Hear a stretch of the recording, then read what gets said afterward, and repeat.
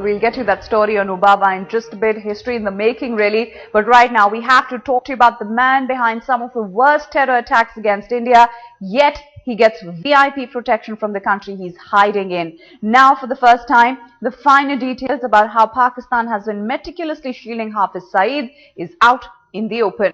Headlines Today has got exclusive access to intelligence reports that reveal that India's most wanted man has actually been given two separate passports by Pakistan. One of the passports serves Saeed's official needs, while the other one is meant to secure a quick getaway to escape Saudi Arabia or other countries in the Middle East. The protection does not end here. The Pakistani government has also supplied Hafiz Saeed with two separate national identification cards. The list of revelations further exposes Pakistan's hypocrisy. The Pakistani government is not only shielding the man behind India's 26/11 attacks, but also providing an escape route for him when needed.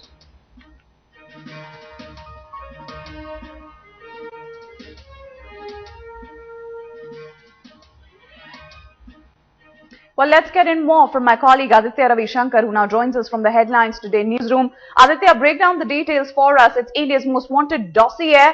And take a look at how Pakistan has been building up this entire man, given the sort of protection to him. Well, Lisa goes on to sort of expose the duplicity and the dual speak from Pakistan, doesn't it? On one hand, you'd have the foreign minister Hina Rabbani Khar go on an international forum and say that no action can be taken against Hafiz Saeed because there is no evidence which will hold in a court of law. But what about this overt sort of support and backing which Pakistan seems to be extending to Hafiz Saeed? Why these two passports? Why dual identification, national identification cards? Remember, these are documents which firmly establish that Hafiz Saeed is a Pakistani. So why this cooperation for him? And certainly some of these answers have been missing from the Pakistani establishment. We look at India's end, the kind of evidence that India has provided to Pakistan as far as Hafiz Saeed's role as one of the main handlers of the 26/11 attack goes, certainly no response. And this also, coupled with the action at the LOC, goes on to expose Pakistan's seriousness about maintaining cordial relations, about maintaining peaceful relations with its neighbor. But Aditya, given the sort of information that we're now handing out to our viewers, are we expecting Pakistan to come out, even respond to what we know so far about this man? Absolutely not, because when you go by, recent history as well, Pakistan has remained in a state of denial, be it again, acts on the LOC, be it the diplomatic channels, and now also seeking intervention, from a third-party mediator on the issue of LOC as well, which India, of course, has been opposed to. When you look at the overall process, how Pakistan has conducted itself, highly, of course, raises plenty of questions, and, of course, which also led to the Prime Minister asking whether India can go on and maintain this kind of relations. Speaking at the Chintan Shiva, the Prime Minister saying, Pakistan has to reciprocate in the same coin as well. Certainly not so far, not coming across from across the border. Aditya, I'd request you to just stay on with us here on Wake Up India. What we'll do right now is come back to you in just a bit, because what we'll do here is even talk to our viewers about how Hafiz Saeed, even as he continued his vitriolic campaign against India, the Jamaat-ud-Dawa frontman was also preparing for the next generation to carry on his nefarious legacy. This is the next phase of the terror propagated by the Lashkar-e-Taiba. According to intelligence reports to which Headlines Today has got exclusive access, Talha Saeed, the son of Hafiz, is now the financial mastermind of the Jamaat-ud-Dawa.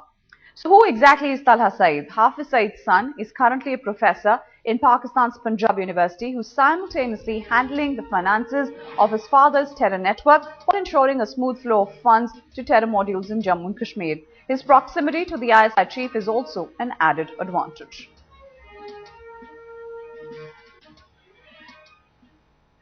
Aditya, it seems as far as Jamaat-ud-Dawa is concerned, the legacy is expected to live on, and this time around through Talha Saeed, who's assuming a bigger role in the organization. And it's a worrying factor as well, Nida. I mean, instead of clamping down on Hafiz Saeed's activities, evidence, video evidence as well of speeches, hate speeches against India, which have, happened in Karachi, in Lahore.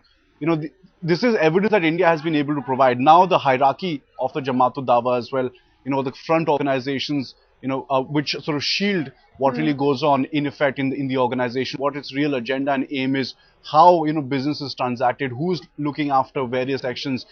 All these details have been furnished to Pakistan. The question now is, whether they will actually act on Hafiz Saeed or not. We're of course, we have exclusive details about his dual passports, about his dual national identification cards. What if this has been extended as a courtesy, so to speak, to other members of the Jamaat-ud-Dawa? These are very serious concerns which India has lodged.